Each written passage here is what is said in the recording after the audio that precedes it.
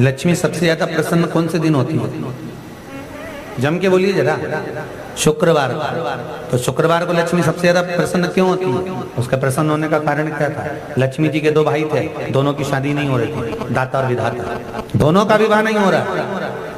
और दाता विधाता के लिए लक्ष्मी बड़ी परेशान थी, रोज नारायण से कहती थी प्रभु कुछ कृपा करिए, दाता विधाता का विवाह नहीं हो रहा, उम्र होती चली जा रही है, इनका कुछ करिए प्रभु, आप नारायण आप कुछ तो कर सकते हो। भगवान नारायण ने तब लक्ष्मी से कहा एक काम करो, बेलपत्री के पेड़ के नीचे बैठकर लक्ष्मी तुम अनुष्ठान करो तुम्हारे भाइयों के विवाह के लिए। इसलिए आज भी हमारे हिंदू धर्म की रीति है कि बेलपत्री के पेड़ के नीचे शाम के समय लक्ष्मी का वासा होता है। इसलिए लोग इस बेलपत्री के पेड़ के नीचे तुम्हारा रात्रि को शाम को 6 बजे से लेकर रात्रि को 8 बजे तक तुम्हारा निवास होगा। जैसे पीपल के पेड़ में देवताओं का निवास, आपको आप लोगों ने यदि पद्म पुराण पढ़ी होगी या सुनी होगी तो उसमें स्पष्ट कहा है, पीपल के वृक्ष की गणना ध्यान देना, पीपल के वृक्ष में सुबह 4 बजे से लेकर 7 बजे तक ब्रह्मा जी का वासा होता है। पीपल के वृक्ष में सुबह 7 बजे तक ब्रह्मा जी का वासा, 7 बजे से लेकर 10:30 बजे तक पीपल के वृक्ष में भगवान विष्णु का वासा होता है। कितनी बजे तक? 10:30। 10:30 से लेकर 11:30-12 बजे तक पीपल के वृक्ष में पितरों का वासा होता है। इसलिए हमारे यहाँ पितरों को श्राद्ध पक्ष में जो भोजन कराया जाता है वो 10:30 से 12 के बीच में कराया जाता है। 12 बजे के बाद पीपल के वृक्ष में दोपहर के 1:30 बजे तक आहूतों का वासा रहता है। आहूत कौन? जो गर्भ में शांत हो गए, जो कुंवारी अवस्था में शांत हो गए, जो जन्म लेने के बाद उनका विवाह नहीं हुआ और शांत हो गए, उन आहूतों का वासा उस पीपल के वृक्ष में दोपहर में 1:30 बजे तक रहता है। उसके बाद में प्रेतों का वासा चालू होता है। इसलिए दोपहर के समय पीपल के पेड़ की परिक्रमा नहीं होती। फिर शाम को 4 बजे से 7 बजे तक पीपल के वृक्ष में शंकर जी का वासा होता है। इसलिए शाम के समय पीपल की परिक्रमा नहीं होती। 7 बजे के बाद में पीपल के वृक्ष में रात्रि को 9 बजे तक कुबेर का वासा होता है। फिर 9 बजे के बाद में प्रेतवास चालू होता है पीपल के वृक्ष में। उसी तरह बेलपत्री का जो वृक्ष है, उस बेलपत्री के वृक्ष के नीचे रात्रि को 8 बजे से लेकर 12 बजे तक बेलपत्री के पेड़ के नीचे कुबेर का निवास होता है। महाराज, कुबेर का निवास। प्रयास करा करो इसी बेलपत्री के पेड़ के नीचे हम दीप लगाएं, घी का दीप। यदि संपदा की कमी हो तो, अगर भगवान ने खूब संपदा दी है तो भले मत लगाओ, कोई दिक्कत। महामृत्युंजय मंत्र का यदि आप जाप करते हो और आपको मालूम पड़ गया कि शरीर में मुझे ये रोग हो गया है, मुझे शुगर हो गया है, मुझे बीपी हो गया है, मेरा ब्लड प्रेशर ऊंचा नीचा रह रहा है, कोई भयंकर रोग, मेरे रिश्तेदार को कोई कैंसर जैसा रोग हो गया, किसी को कोई थायराइड हो गया, किसी को कोई किडनी और लीवर में सूजन हो गई, किसी को कहीं किडनी और लीवर में तकलीफ हो गई, तो शिव महापुराण की कथा कहती है, नवग्रह शिव महापुराण की कथा कहती है कि बेलपत्री के वृक्ष के नीचे महामृत्युंजय मंत्र का जाप जो शुक्रवार की शुक्रवार घी का दिया लगाकर करता है, उसके रोग बाबा देवाधिदेव महादेव समाप्त करते चले जाते हैं। ये संजीवनी मंत्र शुक्रवार के दिन भगवान शंकर को शुक्र को दिया था, इसलिए उसकी प्रधानता।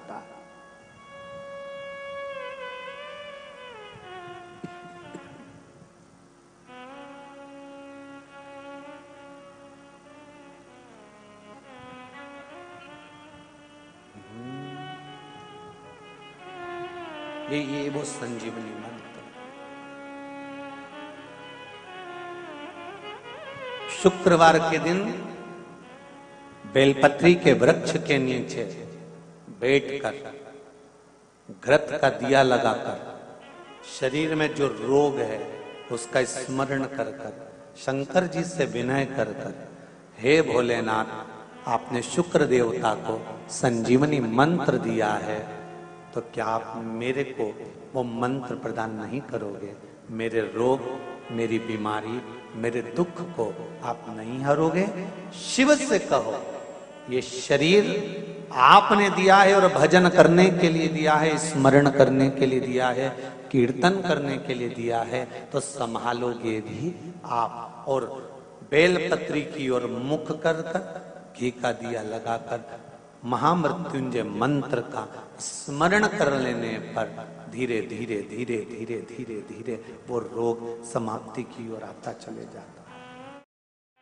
शंकर भगवान को तुलसी नहीं चढ़ती, केवल एक बैकुंठ चतुर्दशी के दिन चढ़ती है, वो भी रात्रि के समय पर 12 से 4 के बीच में। पर शंकर भगवान को तुलसी नहीं चढ़ती। पर पद्म पुराण कहती है कि शंकर भगवान के मंदिर के बाहर जो तुलसी का वृंद लगाया जाता है,